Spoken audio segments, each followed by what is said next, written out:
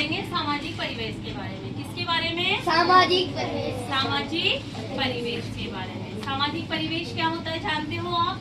नहीं जानते। सामाजिक परिवेश होता है हमारा समाज का वातावरण जहाँ हम रहते हैं। जैसे कि हमारा परिवार रहता है एक जगह, फिर हमारे आसपास बहुत सारे परिवार रहते हैं, हमारे पड़ोसी रहते हैं। तो इस प्रकार सारे परिवार मिलके एक समाज का निर्माण होता है। किसका निर्माण होता है? समाज का निर्माण होता है। और मनुष्य एक ऐसा प्राणी है जो अकेला नहीं रह सकता। हम अकेले रह सकते हैं? नहीं रह सकते। उसके लिए हमें परिवार की जरूरत होती है, समाज की जरूरत होती है। तो हम अकेले नहीं रह सकते। तो जब हम समाज में रहते हैं तो हमें एक दूसरे की सहायता की जरूरत होती है। जब हम समाज में रहते हैं तो हमें एक दूसरे की सहायता की आवश्यकता होती है।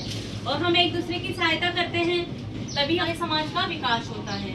और हमारे समाज के विकास के लिए कुछ व्यवसाय होते हैं, कुछ सहायक होते हैं, कुछ सहायक भी होते हैं। जैसे कि मैं बताऊंगी आपको हमारे सहायक कौन कौन होते हैं।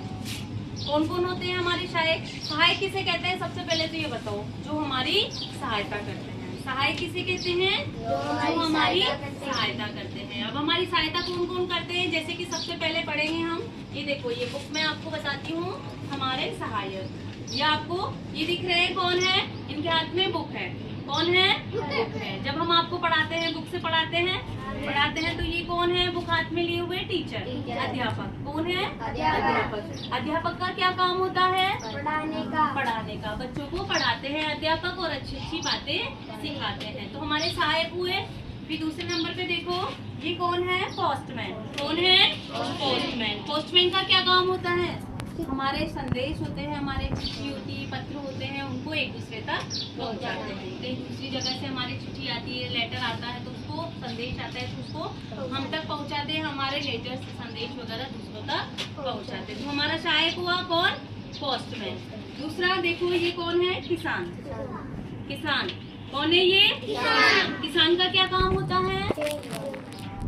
हमारे खेतों में किसान का क्या काम होता है? फसलों को बोना, यानी कि खेतों में फसलें बोता है, हमारे लिए अनाज उगाता है, फल सब्जियां उगाते हैं। अगर किसान नहीं होंगे तो हमारे लिए अनाज कौन उगाएगा? तो किसान का क्या काम है? हमारे लिए अनाज उगाना। हमारे लिए अनाज कौन उगाता है? किसान। तो ये हमारे हेल्पर हुए, हमारे सहायक हुए। देखो अब मैं पूछती हूँ आपके, देखो ये कौन है? डॉक्टर।